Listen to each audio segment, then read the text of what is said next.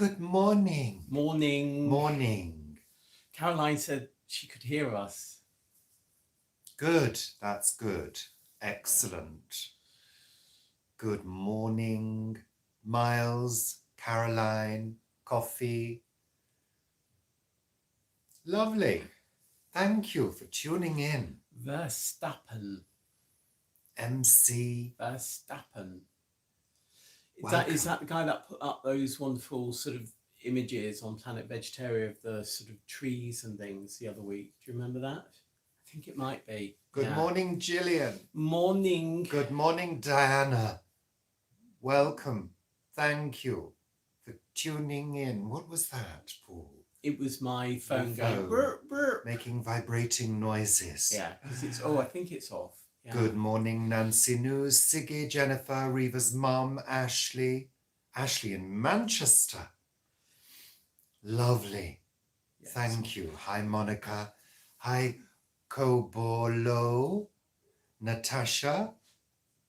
Welcome.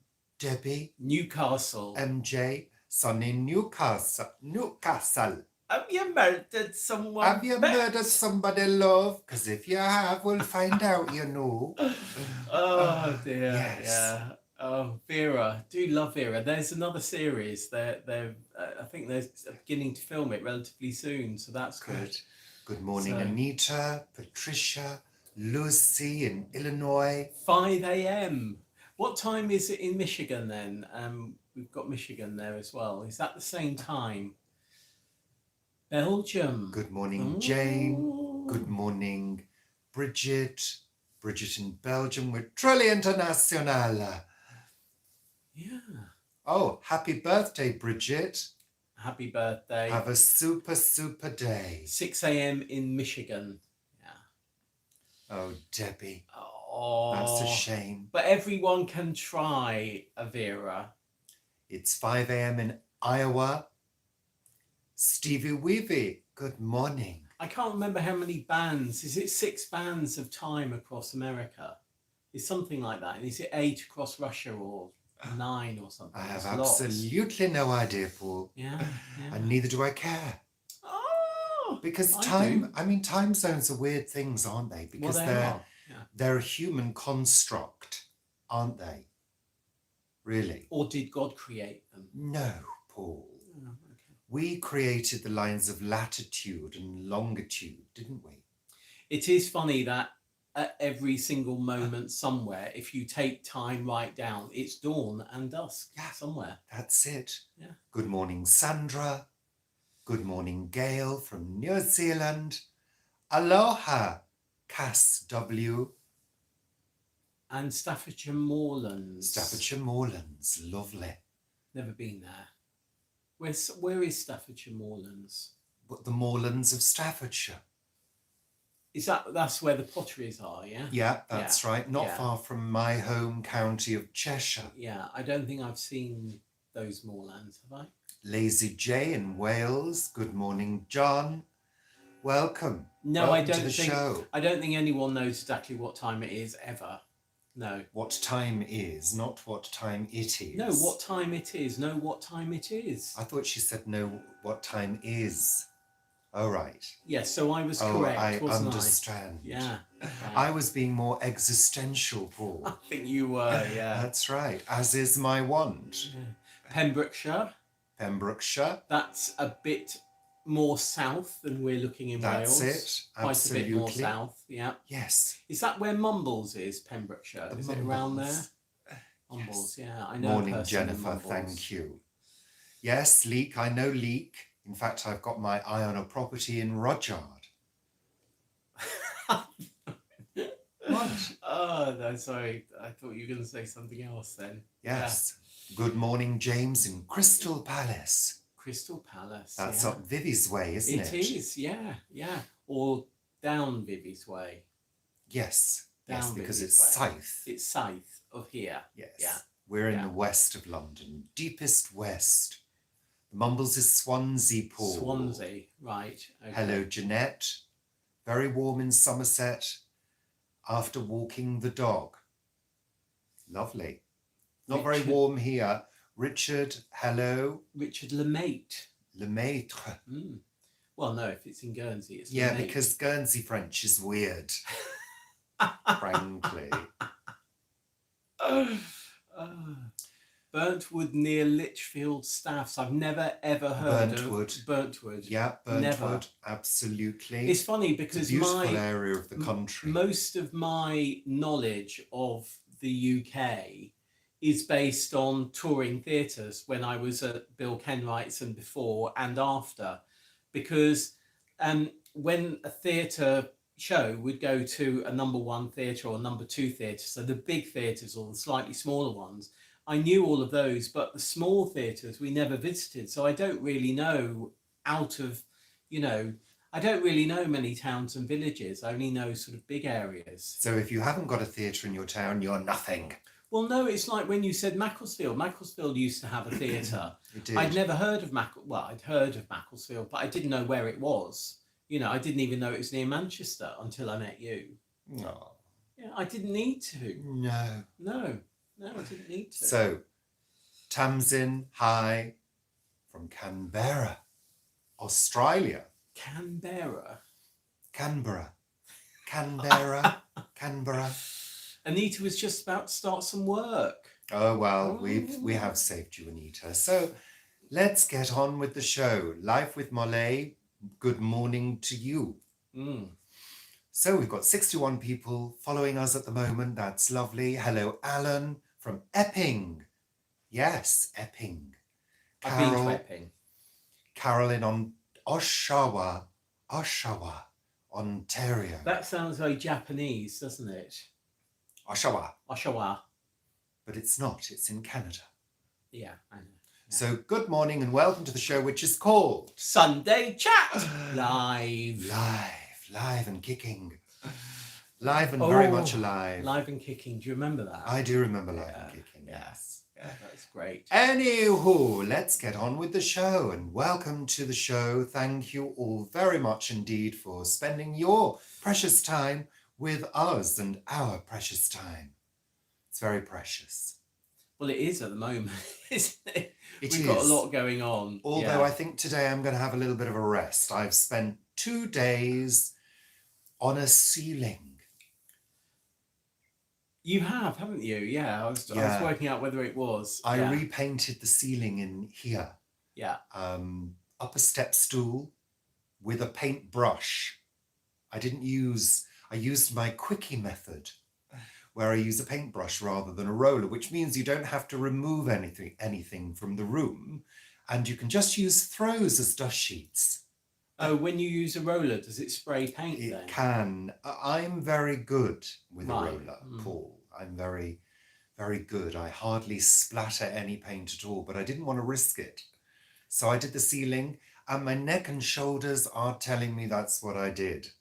I mean, I genuinely, how you did that, I don't know, because even when I'm putting bean frames up, tying them above my head, if I do a whole line, it's sort of like, oh my God, that's really, that's a workout. Well, I think the work that I have done in the house has actually been toning me up a little bit. And I think, you do build resilience over time. Because when we first started all this this project, my resilience was at an all-time low. It really was. Yeah, I didn't feel resilient. I didn't feel particularly strong. It took a lot of mental energy to get going with all the jobs that needed to be done. And it really took a push. And I think over time, you don't realize how much walking you do around the house. I mean, we've got 2 sets of stairs, and I do those stairs several times a day. Well, yeah. And I actually counted how many times I went up and down the stairs one day, because I work at the top of the house. So, I go up there, I come down, get a cup of tea, do all of that. And it was 18 times up and down in a day. Yeah, I think it's good exercise, plus the stretching. It's true. It is. They do say, I love that song, Anita. It's one of my favourite songs, Living on the Ceiling, Blancmange. you when you're doing housework and decorating and stuff like that, there's a lot of bending and stretching, walking. You Well, know, so is with gardening. yeah, I it's mean, good we exercise. had a work party at the allotments yesterday, and it, I'm because myself and one other are sort of making sure that jobs are being covered by other people, and they come to us and say, "Oh, what is next to do?" And you walk over to somewhere and you show them what needs to be done, and they get on and do it. We were walking around or I was walking around for 3 hours yesterday doing stuff, but also just showing people what needed to be done. Yeah, And yeah. then in the afternoon, I did planting out of courgettes and cucumbers, and yeah, it is work. Yeah. Well, Stevie Weavy, I'm 6'4". These are high ceilings. This is a Victorian house. So the ceilings are probably 8 foot, 8 foot, 8.5, something like that. So I have a little 8.5, I I think. have a little step stool. I've got step ladders. In fact, I've got two sets of step ladders, but I've got a little wooden step stool, which is just enough to elevate me to reach to the ceiling comfortably. Um, but also I had to do quite a bit of prep. There were a couple of cracks that needed repairs. So there was sanding involved as well. And yeah, so yeah. When I used the step stool to do the vestibule, uh, around Easter, I think we did that, didn't we? And I could just about reach the ceiling with the brush of that vestibule, and that's lower, isn't it, than in here? No, no, You don't think? no. I So think it you could is. actually do the ceilings, Paul. Stop Yeah. trying to get out of these things. No, I couldn't. I Really. couldn't. No. So I think we've got a few little hellos to say. Hi, Wallace. Hi, Motton. Yeah. Yeah. Gail, you don't do ceilings anymore. Well, I try to avoid ceilings whenever possible, frankly. But in this room, we have the fire. So this room requires a regular, what I call refresh. Touch up, you said. Yeah, it's a touch up. It's a refresh. So it's just one coat of paint onto the same color. But of course, this has aged over time, so paint tends to darken a little bit. But actually, using the air filter that we've been using every day when we've had a fire on, well, I use it every day anyway, because it helps keep the dust down. But using the air filter has really cut down on smoke damage, because no matter how good your chimney is, there are always occasional blowbacks of smoke. So which need to settle somewhere. Yeah, which do settle, but and they'll because paint, when you look at it close up, it's quite rough, isn't it? So they can settle there, and then they'll settle on the ground as well as they fall, or on anything as they fall, just like dust. And of course, if you use a washable paint with a vinyl finish, which I don't, I use a matte paint. A vinyl paint is a lot easier to clean. You can get washable matte, but in my experience, it's not a true matte paint. It's got a slight sheen to it, because I think it's got a higher level of acrylic in it. So yeah, Victorian houses are lovely, and we prefer old houses to newer houses, but there's a lot to be said for a pristine apartment. I saw one this week. It was nowhere near where we wanted to go, so I'm not quite sure why I even saw it. It was up in Preston or something. Preston, yeah, Lancashire was that, and it's not in an area I'm looking at, but I must admit I looked at it and thought it had a lovely outside space, quite a big outside space, like the top flat in Guernsey where Mum was. But it looked pristine, and I thought you wouldn't have to do anything moving in there. Yeah, I think the problem, just going back to the washing of walls, I think the problem with that is it's okay if it's a small wall, like a bathroom or something like that, to give it a wipe down. But if you start in a large room, you've suddenly made a rod for your own back. Because it shows up. It shows up. Sometimes you realize that if you do one wall, you're going to have to do all the walls. So actually, for me, a thin layer of paint, Wash the areas that you can, like coving. We have the original coving in this room, which is painted white. The walls are like a sort of grey beige. So I wiped the coving down, and surprisingly, it was not as dirty as I thought. Hi, Grace. Morning. Hello, Stephen in Australia. Welcome. So yeah, it's decorating is, yeah, it's a good workout. I actually quite enjoy it. I enjoy the painting part. I hate the prep. Somebody mentioned Vivi. Vivi's fine. Vivi loves the prep. I don't like the prep. I hate the prep. So yeah, but anyway, there you go. Yeah, and on that, Caroline, Vivi's just very busy at the moment. You know, she's getting the garden going and has been doing a lot of work in the garden. She's doing a lot of stuff at home. So it's a bit like us. You know, the reason that we're not doing a pre-record today is because we were both really busy yesterday. So we're slotting this in, and this is actually a bit quicker for us, or it's quicker for Richard certainly, to do a live than it is to do a pre-record. So yeah, it's just, you know, busyness. Yeah, Lucy, walls can be washed down before painting, absolutely, if they are really dirty. I tend to dust my walls. I know that sounds crazy. With a feather duster. I do. I go over them with a feather duster because you'd be amazed at how much dust settles on a wall. Hi, Caroline. So I tend to go over walls with a feather duster. Also, the good thing to do as well, if we're talking about decorating, is to remove your pictures periodically and dust behind them. Otherwise, they're liable to have marks. So yeah, it's an interesting world, the decorating world. What's the soap thing? Because you can get sugar soap. Sugar soap, that can be used to wash down walls, particularly if they're greasy walls. In a kitchen. In a kitchen, yeah.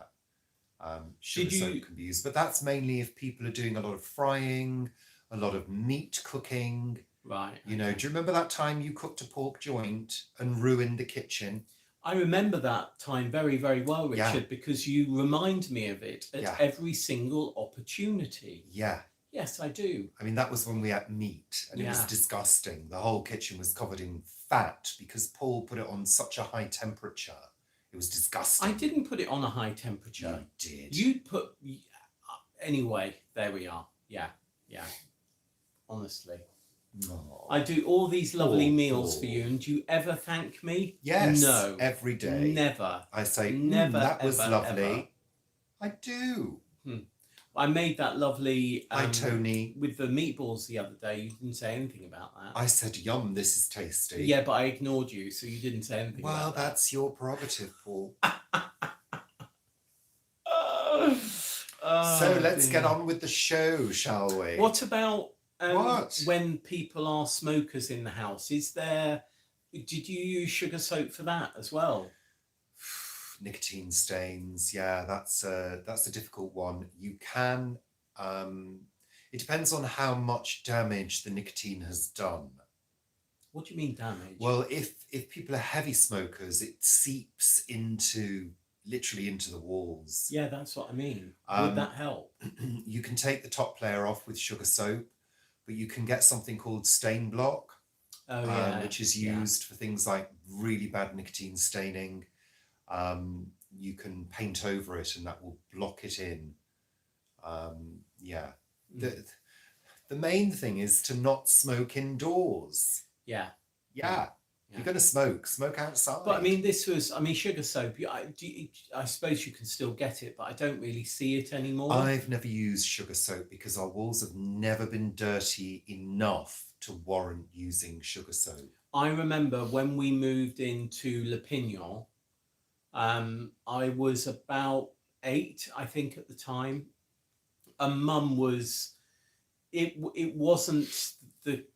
They'd had dogs. Mum never had dogs in the house, and they'd had dogs, so everything really needed a vacuum. And I think they were the owners have been quite heavy smokers, because many people were, you know, in the early 70s. So many people smoked, And I think Dad used sugar soap on the walls then. Well, Caroline, why not make a new rule? Why not have your cigarette outside? You could You sit know, outside on your bench, have a coffee as well. I was a smoker for many years, and I, when I was cutting down, I moved to roll-ups, and I made a rule that I would only smoke outside. And if I was having people over who smoked, um, we went outside and smoked, you know. Mm. It's a much healthier environment, especially with, walls can collect smoke, furnishings collect smoke, so maybe make turn over a new leaf and Mm. smoke outside. Why not? And yeah, I mean, You know, things who said uh, MJ, doctors used to smoke in adverts. I mean, there used to be a lot of smoking in TV programs and things like that. I mean, it was considered sort of healthy, wasn't it, at one point?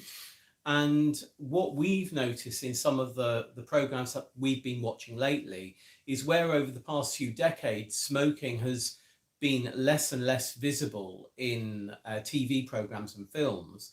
A couple of ones we've been watching lately, we've actually noted that the sort of, the bad guys have very often been smoking. Quite interesting. Because even if you watch something like Dalgleish, which is set in the 70s, there's nobody ever smoking in those, not that I've noticed. yeah, I think there is a responsibility now to not show smoking. I mean, yes, smoking. I mean, obviously, Lucy, it's a very bad thing to do, but it was considered glamorous. And Mm. I remember at Christmas, my parents would have Sobrani cocktail cigarettes, the different coloured cigarettes, and also Sobrani Black Russian cigarettes. And you choose a cigarette that matched your outfit. Yeah, yeah. Yeah, hey ho, it is what it is. People do smoke, people are addicted, and it is an addiction, and it has to be treated as such. I'm very glad that my brother gave me a cigarette when I was about 7, I think it was, in Somray Park. I took one puff, whatever it is, and I vomited. I've never touched a cigarette since. I think that's one of the best things my brother ever did for me. Yeah, because I've never ever smoked. Yeah. Yeah. Anyway, let's move along. Mm. Let's move along. Oh. So yeah, weather. The weather. But I haven't introduced the weather yet, Paul. God. What's the next segment, Richard? It's Richard and Paul's weather report. We are. The audience is waiting for me to say that. Oh dear. The audience is waiting for me to say that, Paul. It's part of the script. So it is breezy. It is really quite breezy today. I'm glad that I shut the polytunnel door last night, because I think, yeah, I think it would have been just wrong to have had it open, because it would have been blowing too much around the plants and things. But it's really quite breezy. Yesterday was a rather lovely day, and I was working at the plot just with my t-shirt on, which was really great, and my braces and my trousers, of course, and my boots. And I think the next week is going to be sort of continuing in very much the same vein. But at the moment, it's quite grey. But once that greyness lifts, there's blue skies, white clouds, and the temperature is pretty decent. So, well, I think it's decent if you're in the sun, and it's it's not too bad if you're working in the house. Yeah. But if you're sat still for any length of time, it is still very cool. Yeah, yeah. The evening, and at night, evening temperatures are down to around anything between 6 and 10. Mm. So, we've said it before, but the UK, certainly in London, doesn't ever really warm up properly until June, really. And the house certainly doesn't warm up apart from the top of the house, which is gorgeously warm. Yeah. Lovely if you're working on the computer. But downstairs is still cool. But we have been spoilt since, apart from one summer since 2018, we've basically had hot weather by this point. Yeah. You know, we've had hot weather through April, warm weather, warmer than usual weather through April, hot weather in May, and that weather has continued right through to August. Last year, September sort of fell off the trolley because the temperatures really dipped and it got really wet. But yeah, by this time over the last 5 years, it's been hot. Yeah, I think this year is it's more of a sort of traditional spring. I think it is. I think it is. Yeah. It's kind of, I mean, you know, don't get me wrong, everything is blooming in a crazy fashion. It is. Those of you who follow us on Facebook and our Facebook group, Planet Vegetaria, that's a Facebook group by Richard and Paul. Richard and Paul since 2017, that's contractual. You would know that our garden, our back garden, is terribly lush. Yeah. Now, very, very lush, very full. I think I said it last week. But the borders are looking lovely. In fact, it's kind of how I wanted the borders to look. Wild and full, with things competing with each other to sort of get through. And also plants that you've put in alongside wild, self-seeded plants as well. There is a framework of plants which are perennials, and then you've got the forget-me-nots, the buttercups, the valerian, which is coming out now, the pink valerian. Daisies in the lawn. You've got alkanet. We got daisies, have we? Got daisies, yeah. Oh, lovely! I've been wanting daisies in the lawn. So yeah, it's thank you, Lucy. It's looking good. And of course, all the trees are now out. The front garden is looking very lush. We have the palm trees that are flowering at the moment. They're starting to flower. Yeah. Thank you, Diana. I think it's going to, having thought that the palm trees were going to really suffer in the cold weather that we've had, I think the cold weather that we did have has really invigorated them all to flower this year and flower profusely. I think there has been some damage to the leaves because quite a lot of the leaves are yellowing earlier than they would have been. I think because of the weight of the sort of cold and the frost that they had.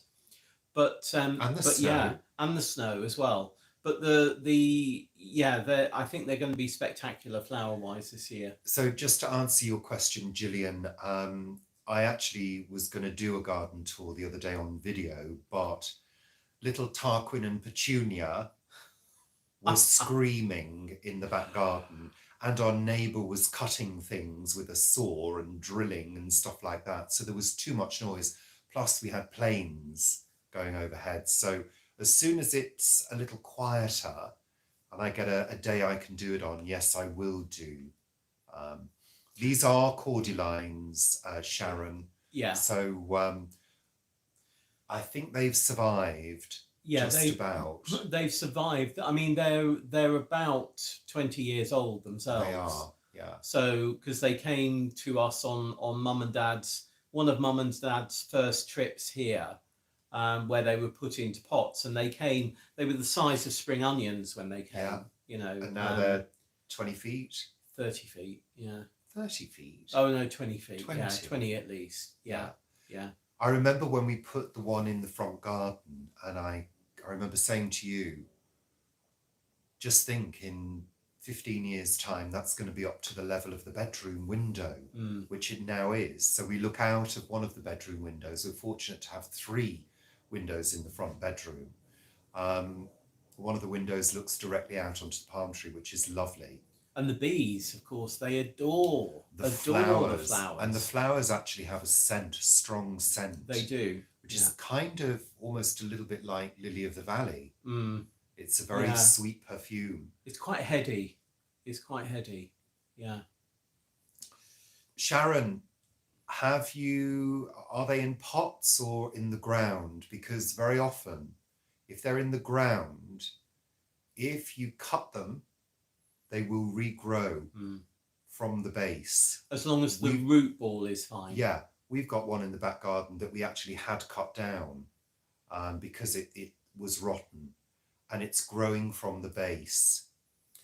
And I would quite like to take that with us when we do move. Yeah, if we can, if the root, I don't think the root ball's that big on that one because it wasn't that tall. I'm just wondering whether it will survive, or Lucy's saying that, whether it will survive in Wales or not. Well, I've seen plenty of them in Wales, so I think it would, you know. Worth having a go, you know. Yeah, definitely. Absolutely. Okay, Sharon, you've done that. Well, maybe it will grow back. It might take some time. I noticed that one has been 2 years. 2 years and it's come back. So all hope is not lost. So yeah, weather is changeable, still cold in the evenings, but we've had some glorious sunny days, which has been really great. Yeah, it is starting to warm up. I got quite warm when I was doing the ceiling. I'm sure you did. I'm surprised you weren't sweating. Well, I was at one point. There we are. I think it's quite a good cardio workout when you've got your hands above your head. Hello, Fred. Welcome. Fred Frog. Fred Frog. Not to be confused with Skanky Frog. Who? Skanky Frog. Who's Skanky Frog? Skanky Frog in the Skanky Water on the plot. I can tell you never watch A Week at the Plot. Why would I, Paul? Why would I? I haven't got time.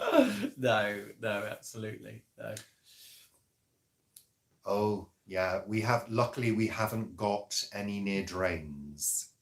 No, we don't. No, we don't. They're all clear of drain areas, which is good. And of course, the Isle of Wight is perfect temperature. You know, like Guernsey, it gets the Gulf Stream coming in. It's just fabulous temperatures there.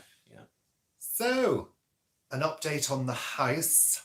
So we're on the market now. We have the board outside for sale. That's all done. And a guy did, because we mentioned it last week, and the guy did come on Monday and put the board back in. So that's in a all different sturdy. place. Yeah. Rather than between two bushes. And rather than, it's firm in the ground rather than falling over now. Yeah. So that's good. And apparently our estate agent will be in touch with us on Monday or Tuesday because we will have our first viewing coming up. So that's good. That's good news. Apparently there is a family who are interested in the house. So yeah, keep your fingers and toes crossed for us. What was that? It was just a smile. Oh, was it? I'm not used to smiles from you. No. That's better. That's definitely better. That's what I'm used to. So yeah, all is good. Things have sort of, like I said before, work has slowed down. There are still a few jobs to do, but they're smaller jobs, which is good. Indeed, MJ, yes, but that's being written, and I'll tell more when I have more. Yeah. Oh, good. I look forward to that, Paul. I think it'll be some time yet, but it is actually being written. Yeah. Well, Bridget, we hope so. I mean, you did say yesterday, you know, if it's a family, then it's very likely that if the family are in a short chain, and the chain can be short, the family would want to get in, we think, before the new term starts in September. So yeah. A quick sale would be good. We're more than prepared to go into a rental property if need be. You know, we would probably keep most of our stuff in boxes in a spare room, I would have thought. But yeah, if we needed to do that, we'll do that, you know. Yeah. I do have an extensive list of properties in Wales, which I keep going through and keep removing the ones that I'm definitely not interested in. So, for example, if I see something with a really dodgy bathroom, I'm not interested because I don't really want to go into a situation where we're having to do rip outs and major work. unless there are two bathrooms. So you can have one functioning and do the other one. Yeah. So, I do want somewhere that's in fairly good decorative order. That's entirely possible at our budget. I've seen a few that are good contenders, and we will hopefully, as soon as we get a bite, we will make plans to go and do a long weekend in Wales, stay with friends, and do some viewings.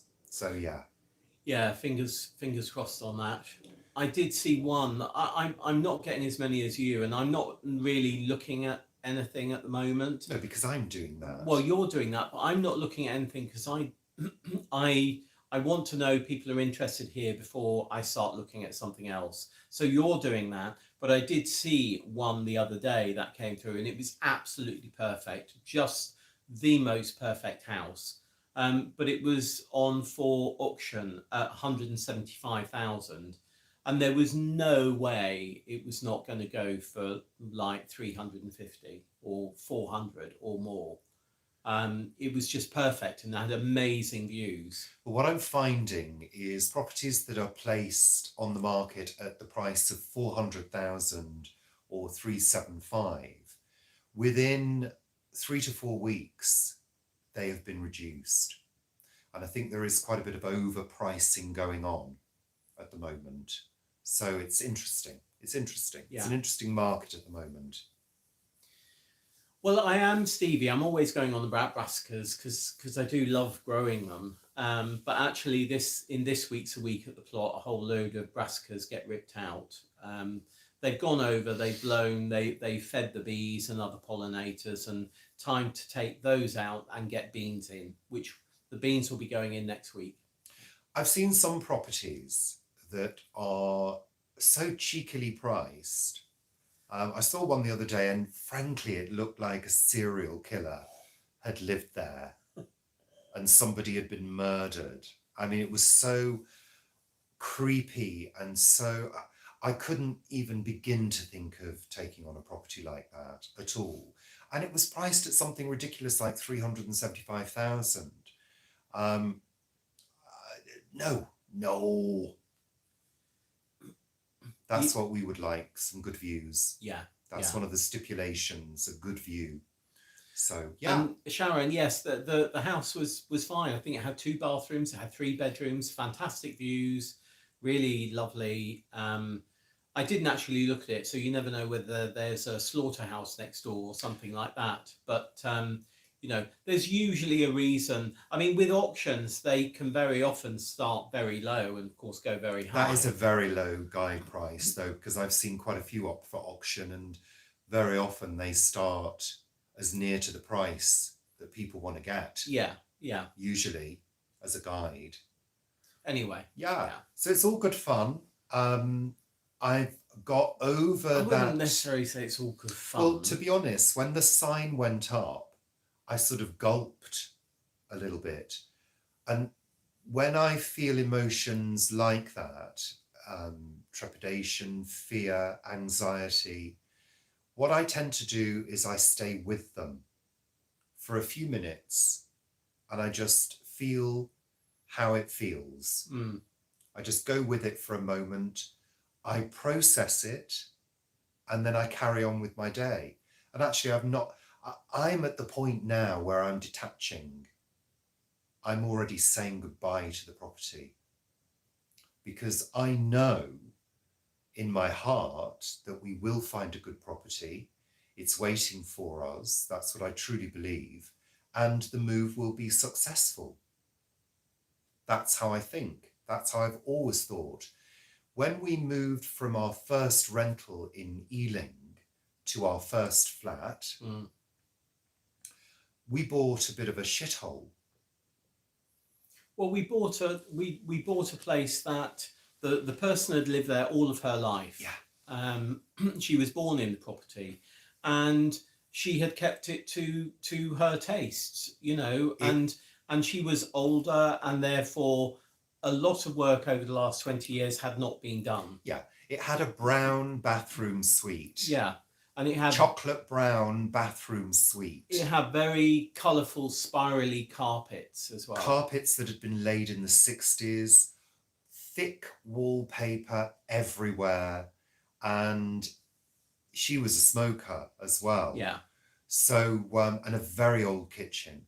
But you know what? We made the best of it because we couldn't afford to do renovations at that time. So we made the best of what we had. We jollied up the walls with colourful paint. Mm-hmm. We removed all the carpets, sanded down the floors. You painted all of the tiles in the bathroom, the individual brown tiles that there were. The tiles were brown. So I thought, okay, what colour looks good on a chocolate wrapper? I thought deep blue and gold. So I painted the room deep blue. Like midnight blue. I stenciled gold stars all over the walls. And I painted the individual tiles in different colours. So it was a coloured mosaic.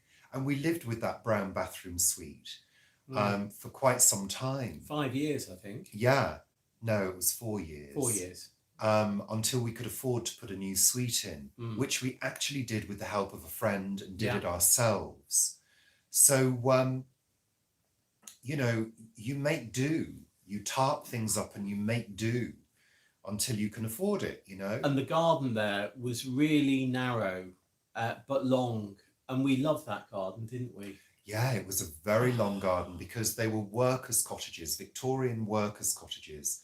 So you had one cottage downstairs and a flat upstairs as they were built.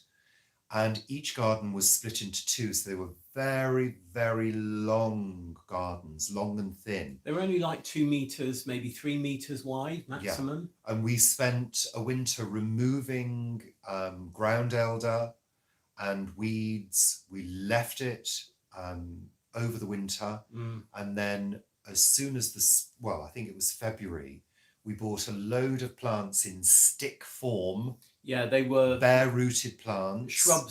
Shrub selection it was. Yeah, I think we spent something like 30 quid on 55 shrubs and plants that came as twigs with root as a special offer, and we planted everything up. And it was lovely. It was a lovely garden. And the goldenrods. Do you remember the goldenrods? Yeah. Oh, they were just fabulous. And we had a little path that went down, and we had the washing line, didn't we? And there was a shed at the bottom. And I started doing some growing at the bottom of our garden, didn't I? Lettuce, beans, things like that. Yeah. And that lettuce, I still remember the taste of that lettuce to this day. We had a lot of lettuce sandwiches. Do you remember? Yeah. With butter and salt. Oh, delicious. Absolutely. Yeah. So, you know, but that was a long time ago. That was 26 years ago. Yeah, 26 years ago. So, you know, we were a lot younger and prepared to do stuff. You know, I mean, I used to think nothing of, I'm going to paint a room, and it would take me a couple of days. Whereas now it takes me a couple of days just to do a ceiling. You know, so when we removed the carpets, they were laid with newspaper underneath. Yeah. And to keep the draft out. The newspaper was from the 60s. Yeah. We found bits with dates on, you know, so it was. And that was it was quite interesting when we did that, because you did say when we went and looked at this 1-bedroom flat, you did say, I don't think it's been decorated since the 60s. Those carpets are from the 60s. And sure enough, when we took up the carpets, the newspapers underneath were for the 60s. You were rather dismayed when you saw that flat. Well, you have vision. I said, yeah. I said it's got potential. It really has. And you said it's got great potential, and it did have. Yeah. Because it had a lovely big front room, as big as this room. Yeah. If not slightly bigger, actually. I think about the same size, maybe a bit longer. Big bedroom, which overlooked the garden. Yeah. Lovely big kitchen diner, and a reasonable sized bathroom, and a lovely long hallway. Yeah. So which curved, didn't it? It sort of curved around to the left, and then went, straight on. And it had a little, it wasn't on 2 levels. It wasn't a duoplex or whatever they call it, but it had a little step down, didn't it? Like 2 or 3 inches. And to demonstrate how the prices have changed in London over that time, we bought that flat for 70,000 and we sold it 6 years later for just over 180,000, which enabled us to put down the deposit on this place. Yeah. And get a large mortgage. And get a mortgage. So prices have really changed. A flat like that is now worth 400. Yeah, I would have thought. Yeah, at least. Yeah. So crazy prices. Hi, Rebecca. Couple of good mornings. Hi, Jackie. Hi, Robin. Rebecca. Welcome. Thank you for joining us. We've got 132 people and watching Jane, at the moment. Hi, lovely Jane. Welcome. Jane's growing garden. With that new lovely shed.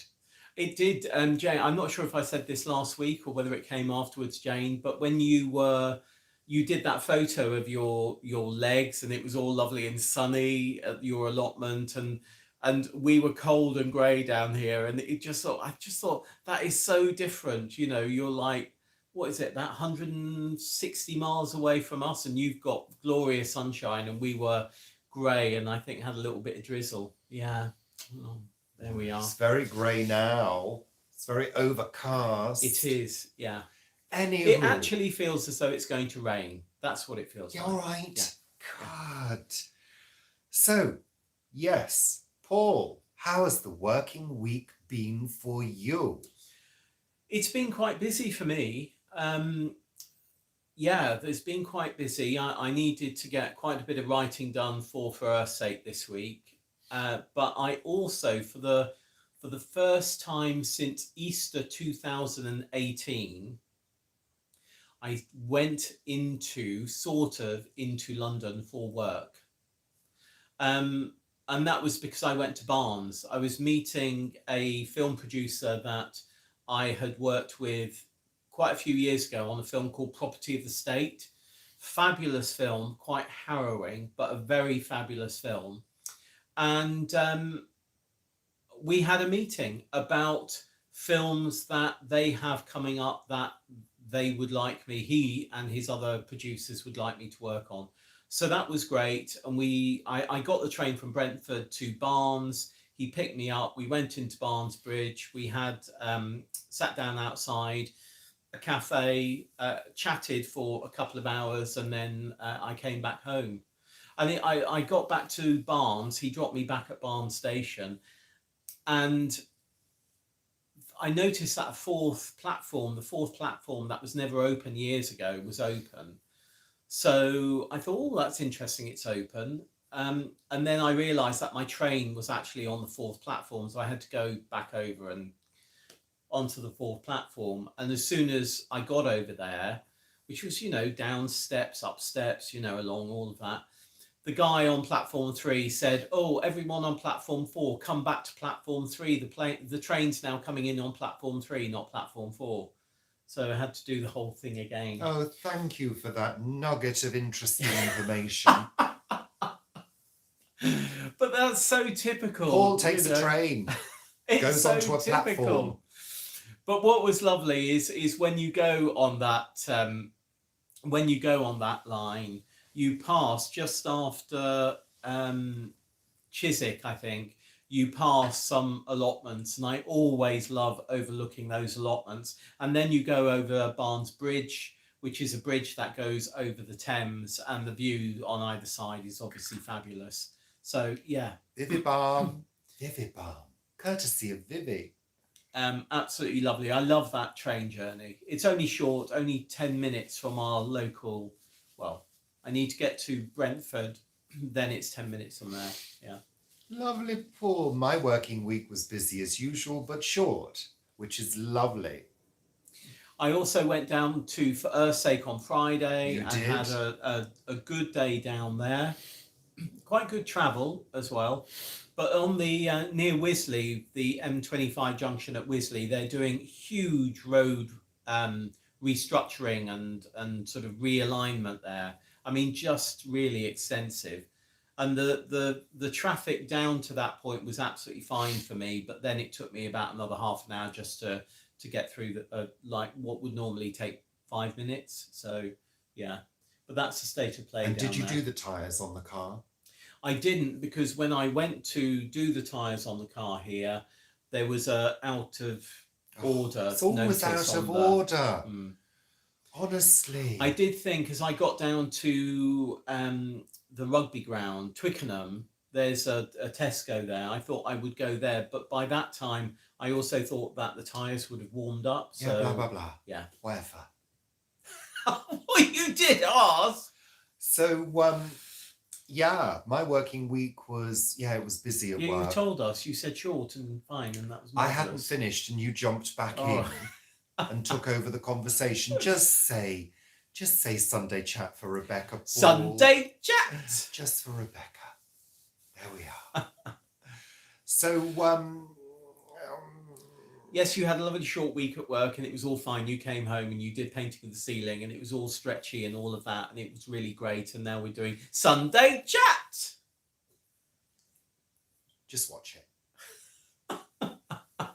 So, what's been in the news this week?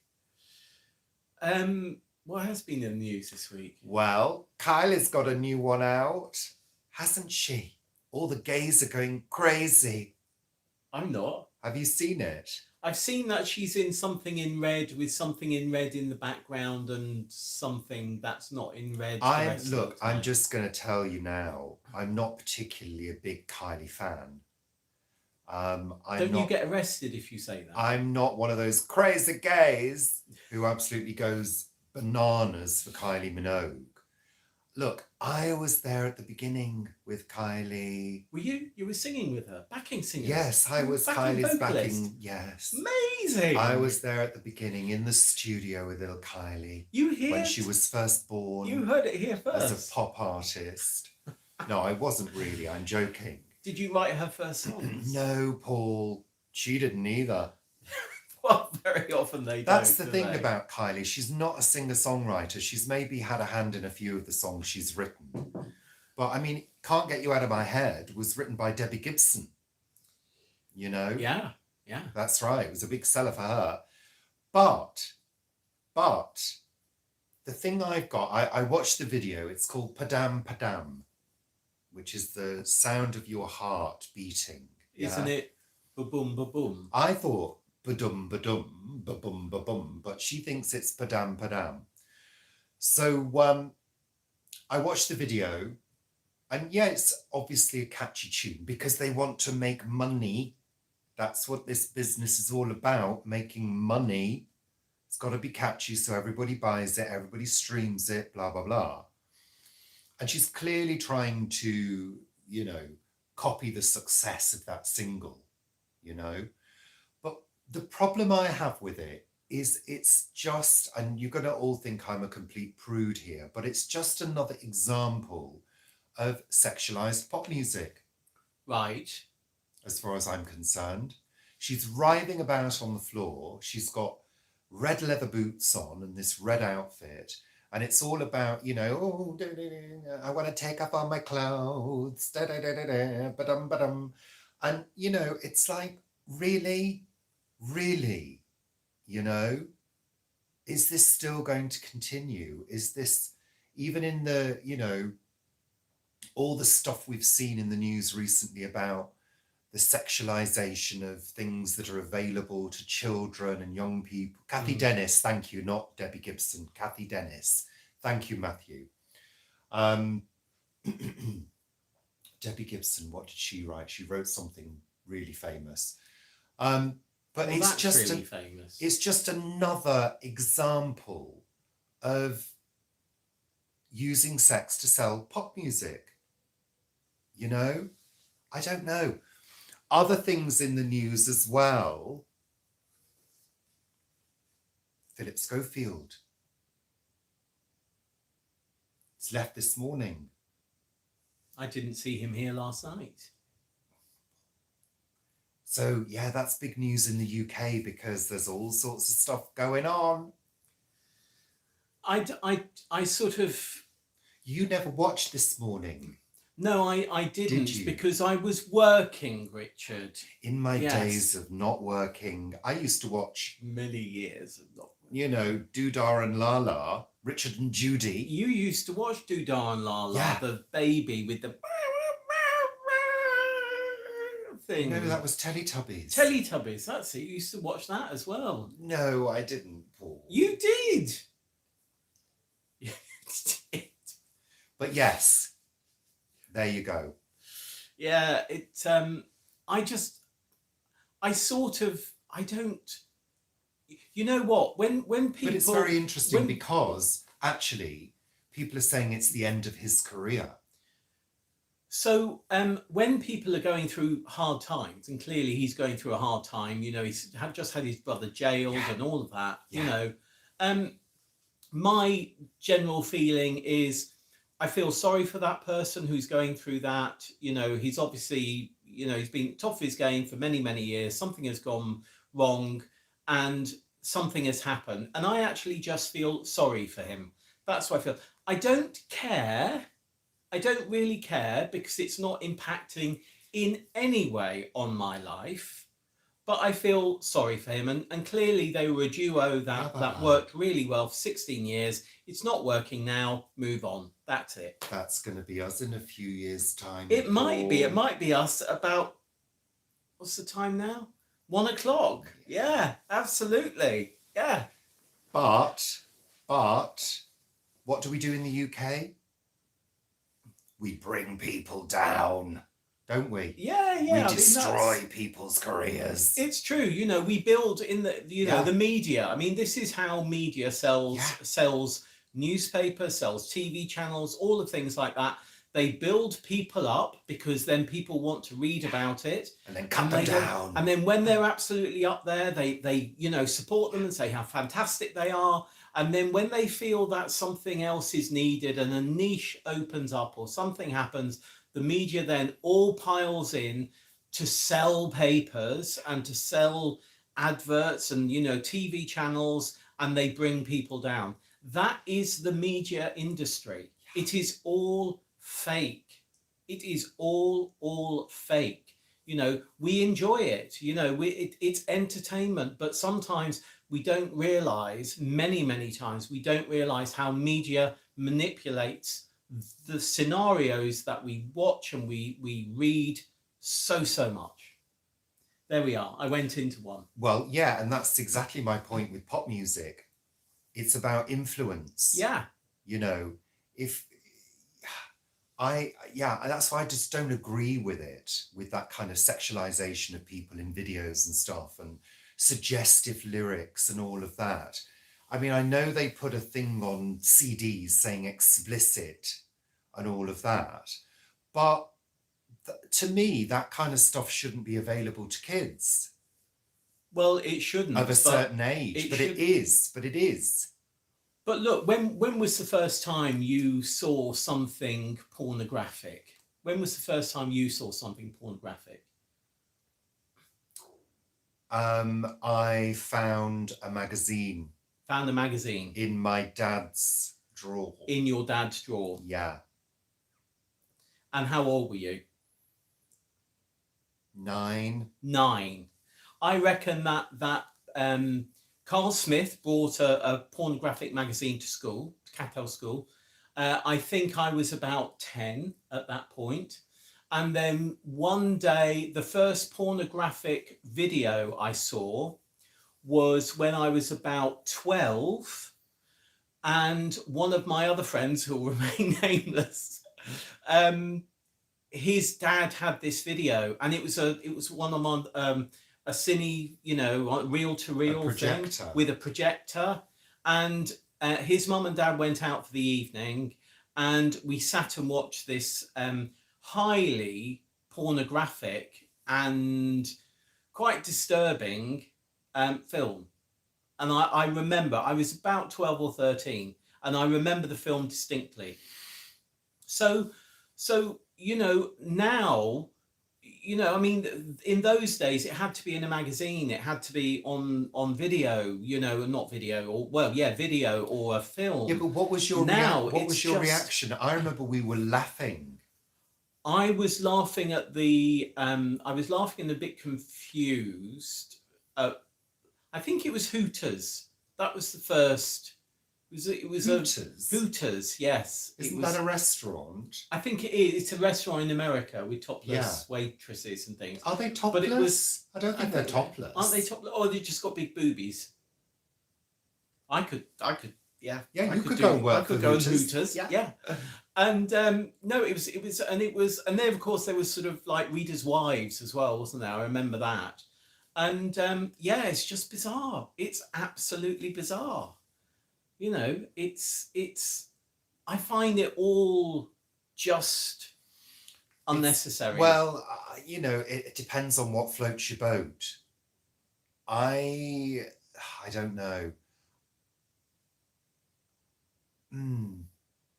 I'm tested by things sometimes because I think things go too far nowadays because Yeah. the industries know that sex sells. Yeah. You know, they know this and they know that people will buy. So they use it. And I just think we've gone over too far, you know? In so many things. Yeah, we've just gone too far. Are you cooking something, Paul? Because I can smell it. I am. I think the Instant The Pot Instant has Pot come is on. on with carrot and lentil soup. Oh, carrot and lentil. Lovely.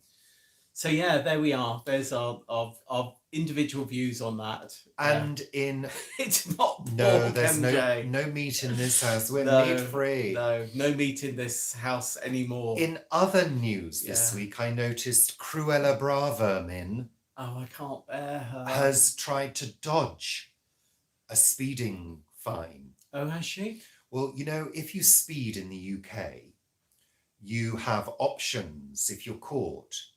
So you can either have points off your license, Right. yeah, or you can go on a course, a speed awareness course. I've never been on one, I've never but I been do on know one. I do know a few people who have. Apparently, it's quite good. It's quite fun. She opted to pay the fine because she didn't have time to go on the course because she's too busy. Well, we're all busy. Well, what's wrong with that? And they also said that she couldn't be guaranteed protection on the course because it's with the public. But there's nothing wrong with that, is there? Well, we're not allowed to do that. Well, you just said that If you can't afford the fine, yeah, you go on the course. Right. Well, But if you turn around and said, well, I can't... No, she's trying to avoid it. She's trying to avoid the publicity, Paul. Oh, right. Come on. Okay. Get with the programme. No, Yeah. I must say, when her name and her face comes along, I just switch off. And actually, that's the wrong thing to do. Yes, But- Paul. but, you need to be you know. engaged with things that are going on. Well, Plus, we have issues around sewage being pumped into the sea. The reason that I don't watch or like reading about Suella Braverman is because she is so filled with hate for other people. Yeah. That's why I don't want to engage or even read about her. But it's topical, it's in the news, Yeah, and no, I that's get what my that. segment's I get all that. about, Paul. I know. Lovely. So you went to Vanessa, you've talked about that already. Left me at home, holding the bebe. You were holding a paintbrush. Holding the metaphorical bebe. Yeah, you were. Yeah.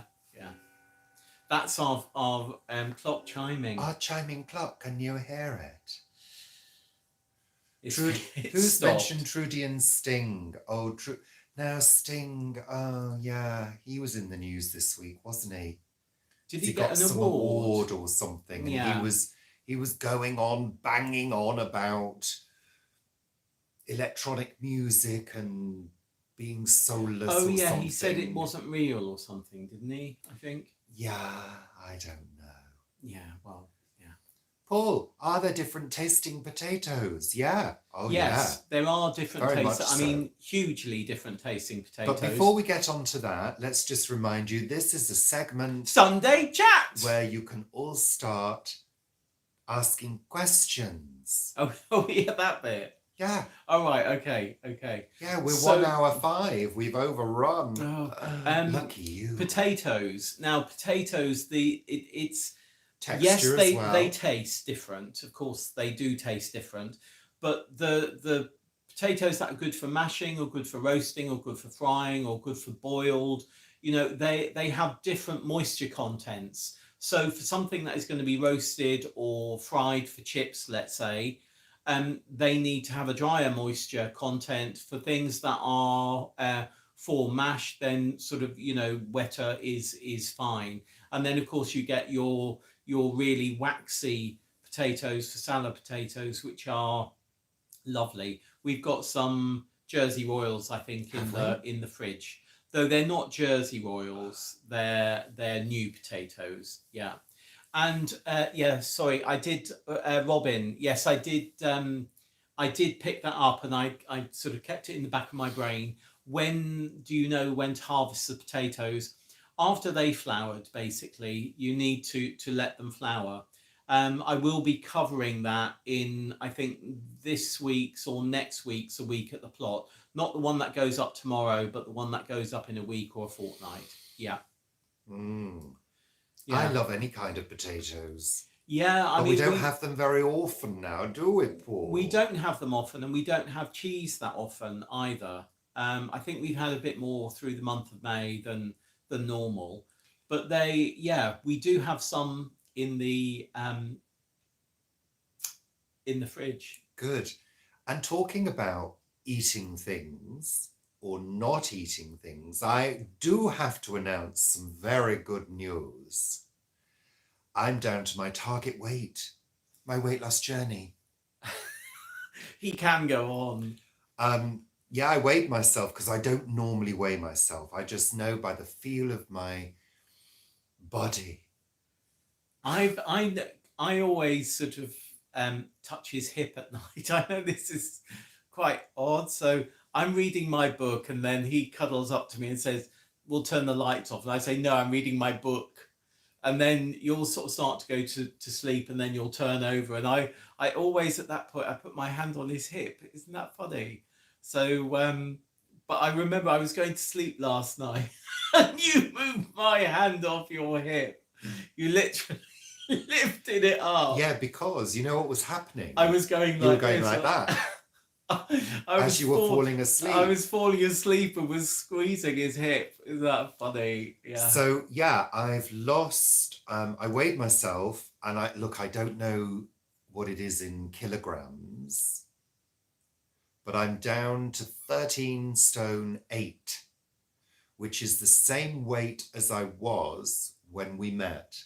Is it? Yeah. I'm certainly not the same weight. Yeah. So I'm really pleased with that. It's excellent.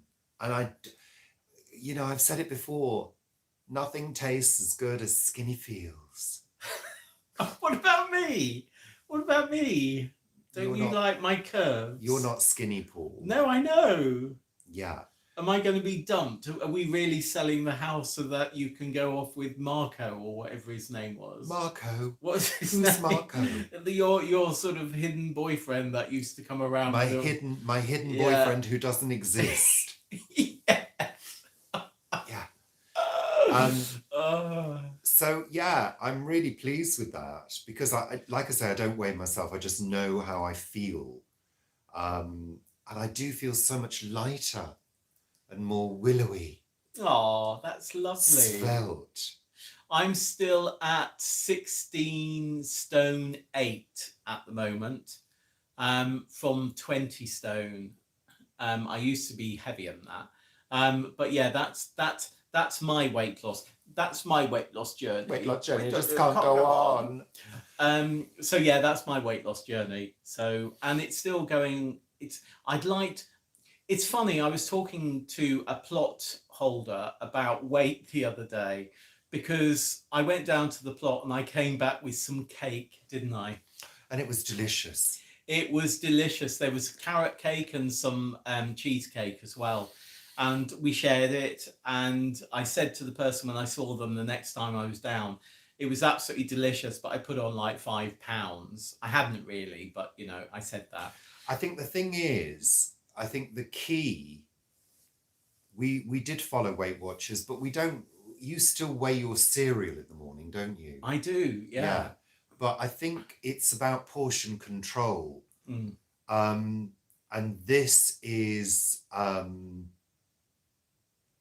key, because I think basically what we did was we cut down our portions to almost half of what we would have eaten in the past and replaced the missing half with salad. And just not being over the top. For example, not having I used to have a full bowl of bran flakes in the morning. I have half that. And it's just being careful and just not giving in to those, you know, urges to just eat everything. And still, I don't deprive myself, because we do snack. Yeah. Well, But if I'm going to snack, it's dried fruit and nuts. Yes, okay, Nutella biscuits. Yeah, I know we do occasionally. And tortilla chips. I do like tortilla chips. Yeah, I do have a bowl of tortilla chips with my lunch. But it works. It clearly works. And also, of course, moderate amounts of exercise in the form of housework and painting and decorating. I think you have really upped your exercise level over the last sort of 6 to 8 weeks. And I think that's really helped you get over, lose those additional pounds. I mean, don't get me wrong. There are some saggy bits. Yeah. I looked at myself in the mirror the other day and I thought, I was naked, and I looked at myself in the mirror, which I don't normally do. I just sort of caught myself as anyway. And I thought, you're still Jabba the Hutt, but you're not quite Jabba the Hutt. You're not Jabba the Hutt. Well, I've still got, it's like Michelin Man around the middle. It really is. Michelin Man around the middle and a bit of a Hooters up here. Yeah. But they're not as big as they were. No, they're not. I might actually be fired from Hooters now. Yeah. So that's good news. What, being fired from Hooters? Oh dear. It's very bizarre. I mean, we were saying about this a couple of weeks ago, weren't we? About that man soaping himself up on an advert on TV. I mean, it's just extraordinary that people will pay to go to a restaurant like Hooters or what were those, Chippendales as well, wasn't it? They were big years ago. Women used to go to Chippendales parties and Chippendales nights. Very bizarre. It's all about titillation, isn't it? Yeah, It's about titillation. I'm an emotional eater, Bridget. I can actually eat a family-sized chocolate bar in one sitting without feeling ill. Well, you can actually eat those huge ones. That's what I'm saying, a family size. No, that's not a family size. That's a family sharing with other people size. So an extended family size. Yeah. Yeah, I can quite easily. I can eat one of those big Toblerones, a huge Toblerone, in one sitting, no problem at all. So I know what it's all about. I know what binging feels like. I've done that. Absolutely. I've done secret eating. Yeah. We've done it all. We know exactly how it feels. But at some point, you have to face yourself and say, how do I want to be? And you can take control. Yeah, I think very often it needs help and it needs support. I found, even though Richard's not on Weight Watchers, I'm on Weight Watchers. I'm not on Weight Watchers for the community side of it or any of that, but the tracking side of it I find really helpful. And of course, because I track what I eat, what Richard eats is also tracked, because it's the same. Apart from he'll have a bowl of tortilla chips, and I'll have, you know, a few. But yeah, I think you need to find, it's like no dig gardening. You need to find your own way to no dig, just like you need to find your own way to keep in control of your weight loss, or anything else that you are trying to keep control of. Yeah. It's also a little bit like no mo may. It's, I wanted to talk about no mo may briefly. right. Well, a couple of videos kind of went past of YouTubers talking about no mo may, and I watched the video and I just thought, this is completely and utterly pointless. People are missing the point, you know? If you've got a garden which is full of flowers and shrubs and weeds and various things, you don't need to not mow your lawn. Yeah, totally right. Because you have an environment for the bugs and the birds and the creatures. You've got an environment. No Mo May is really for people that don't have anything other than a lawn. Yeah. You know, which is not a particularly varied environment for creatures to live in.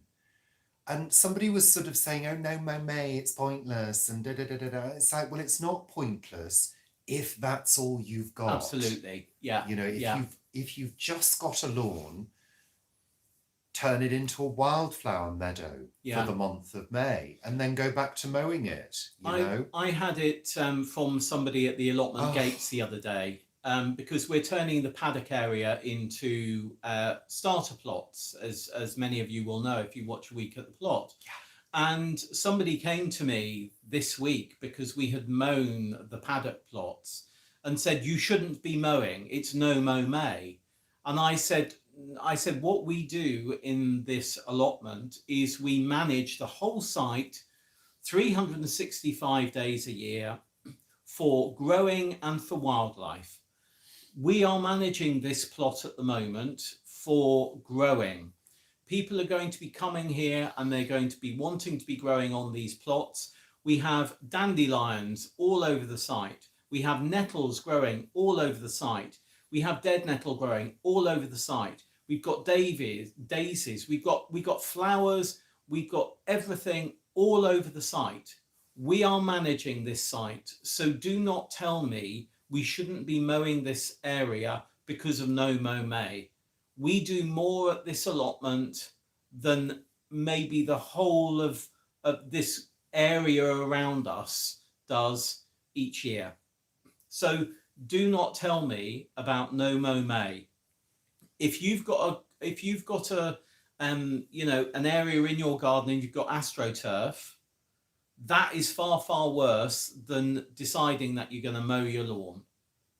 Yeah, it drove me up the wall, as you can most probably tell, the other day when somebody started telling me what I should or shouldn't be doing on a site which is managed for wildlife. Yeah. There you go. There we are. Those are our thoughts. Yeah. Absolutely, we're not all the same. Okay. So, if you've got any questions, get them in now, because we're going to go into the final segment. Exactly, Sharon. You know, managing your garden and having an area or a couple of areas for wildlife is really, really important. And if that's what people can do, that's the best thing to do.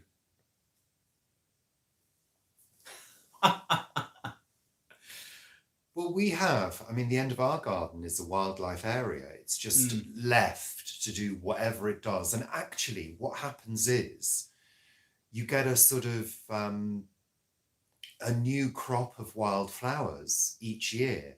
Some years it's covered in euphorbia.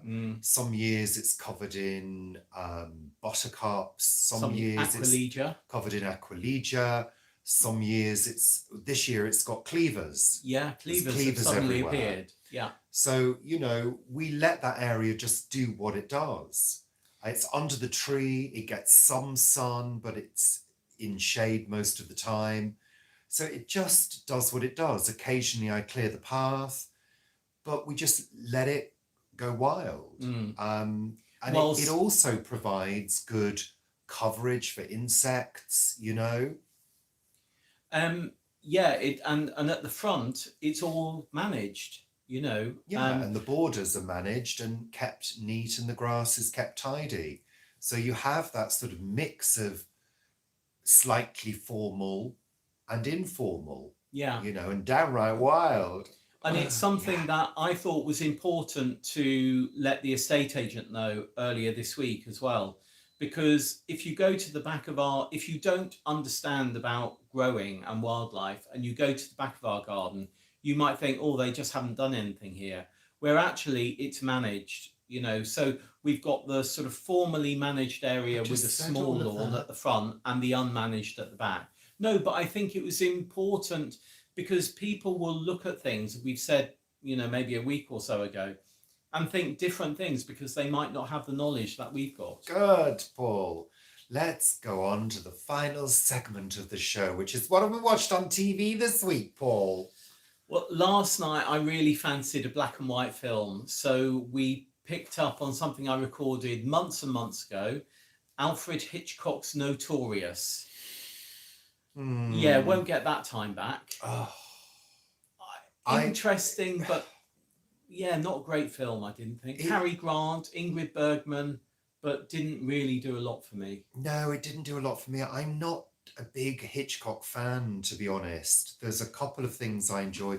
I love Rear Window. Is it Rear Window? Love Rear Window. Rear Window I love. Psycho I quite like as well. I don't think I've ever seen it fully from beginning to end. But the other Hitchcocks I've seen just don't do it for me. North by Northwest, I like that one. And what's the one of Niagara Falls? Niagara? Is it called Is Niagara? it called Niagara? Maybe it is. I don't know. Yeah. Yeah, I don't know. Nancy, yes, I could put up a sign saying manage wildlife garden. Yeah, that's a good idea. Quite a good idea. Yeah. What, in our back garden? Yeah. No, not in the back garden. I think that's quite a good idea. No. Yeah. What was there? Someone said about The Power. Sam, thanks for recommending The Power. I'm glad you enjoying it. Robin, The Crown never really appealed to us. Never watched it. No. We finished The Midnight Club, which we enjoyed. Yeah. And would watch the second series as long as there is one.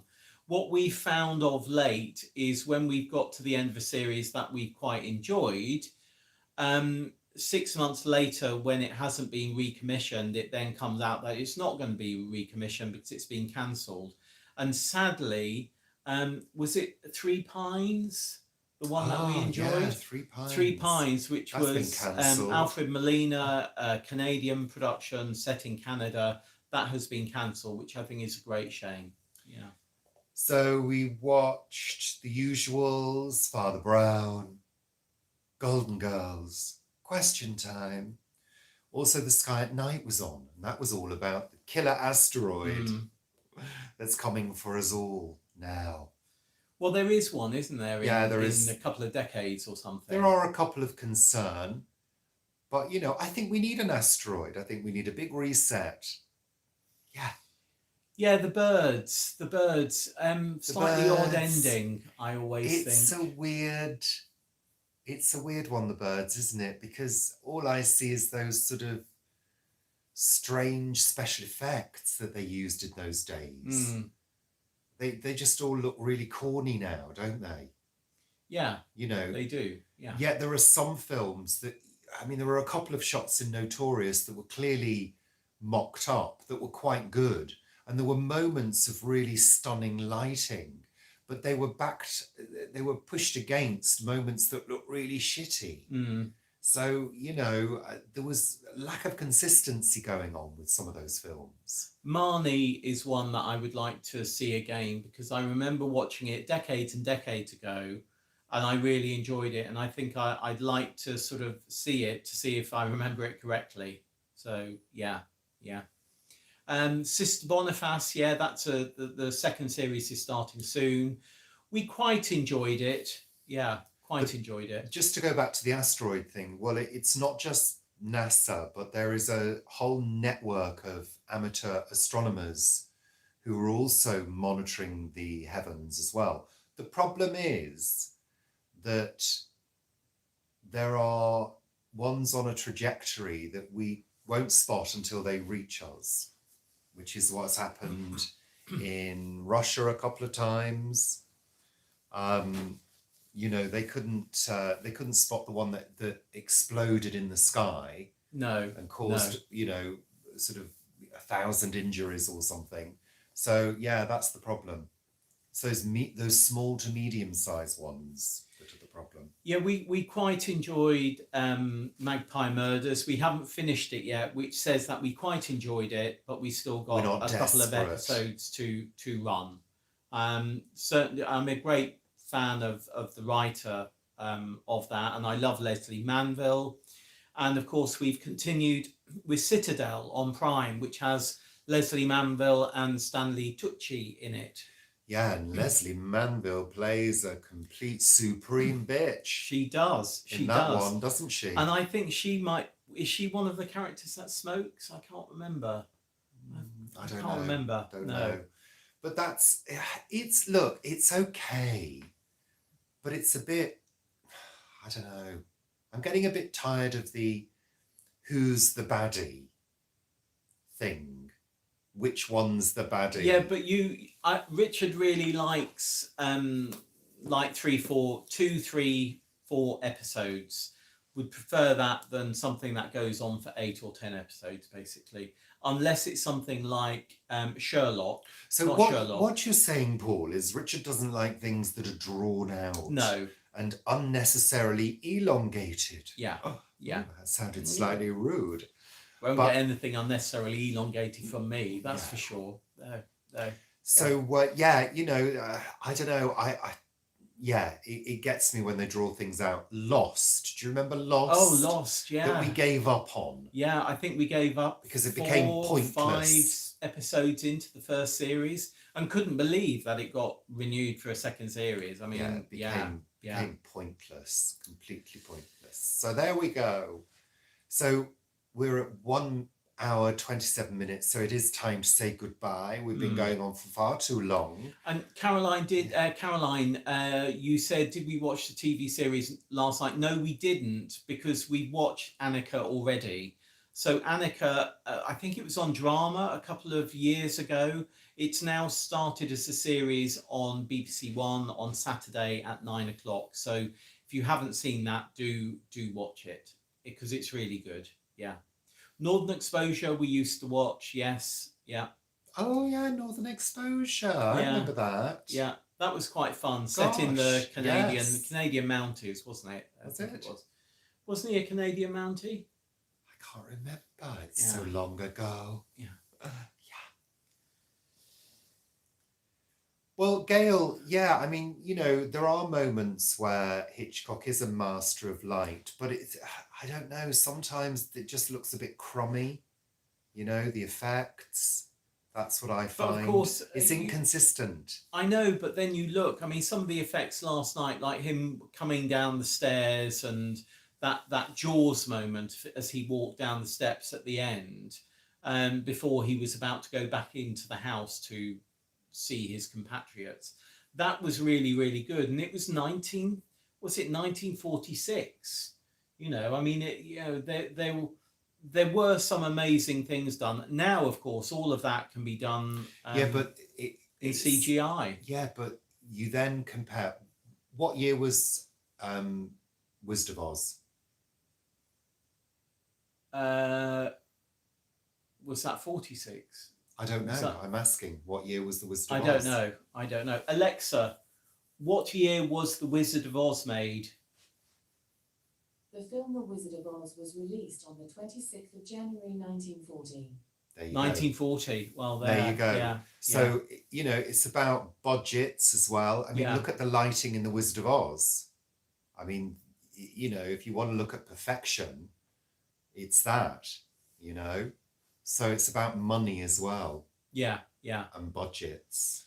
The Office, I think I watched some of The Office. Did you watch any of The Office? Haven't seen any of the American one I apart think from clips. The clips I've seen of the American one, I think we would have enjoyed the American one more than the English one.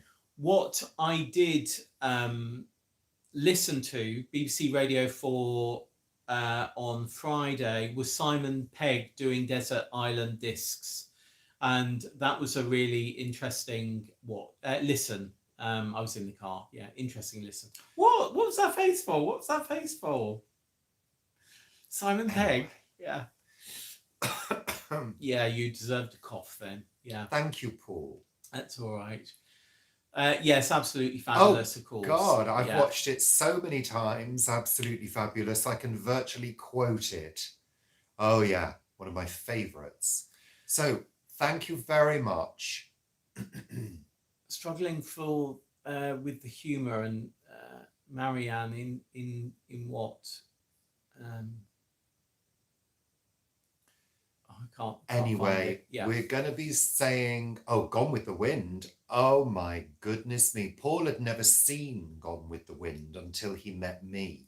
I'd never seen it all the way through. I'd seen the beginning, I'd seen the end, but I'd never seen the sort of middle. Yeah, I mean, that is... Gone with the Wind is a masterpiece. If you've not seen Gone with the Wind, I urge you to watch it. You will be spellbound the whole way through. Yeah. When I first watched it, I couldn't take my eyes off the screen. It's such a good story. It looks beautiful, you know, so yeah, it's absolutely glorious. Glorious.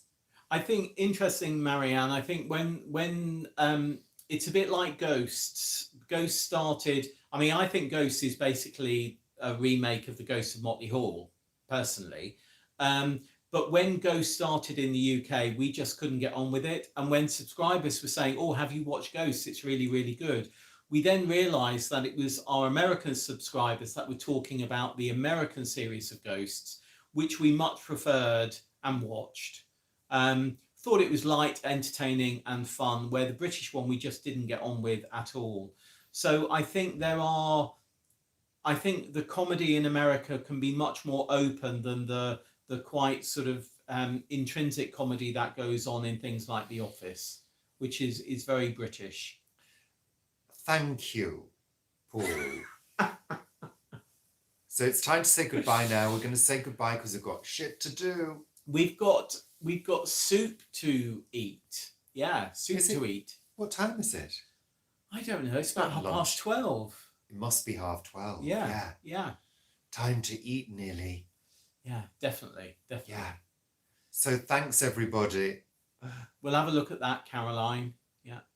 Planting zucchinis and courgettes. I put my courgettes and cucumbers out yesterday, Lucy. So that's on A Week at the Plot, uploaded tomorrow. So, yeah. Thank you, everybody, for joining us today. It was lovely. It's been quite convoluted and in and out and going everywhere today. Well, it might have been in your brain, Paul, but it felt fine to me. Right, we're going to go. Yes, our clock has just chimed 12:30. Yeah. Thank you, everybody. Take care. Have a lovely week. Have a good week. We will see you next week. I'll try to do a garden tour if the mood takes me. And take care. See you again next week. Whether it's a live or whether it's pre-record, who knows? But we'll see you next week. Thank you, Daniel. Hi, Jan. Bye, Jan. Bye, all. I need some more balm. Vivi balm. Yeah, my lips are really dry today. There we are. You're very welcome, everybody. Oh, I must be careful. I mustn't be too sexual with putting my lip balm on. It's a sexualization of lip balm. Yeah. Absolutely. Take care. Bye for all. now. Bye-bye. I'm pressing the button. Goodbye.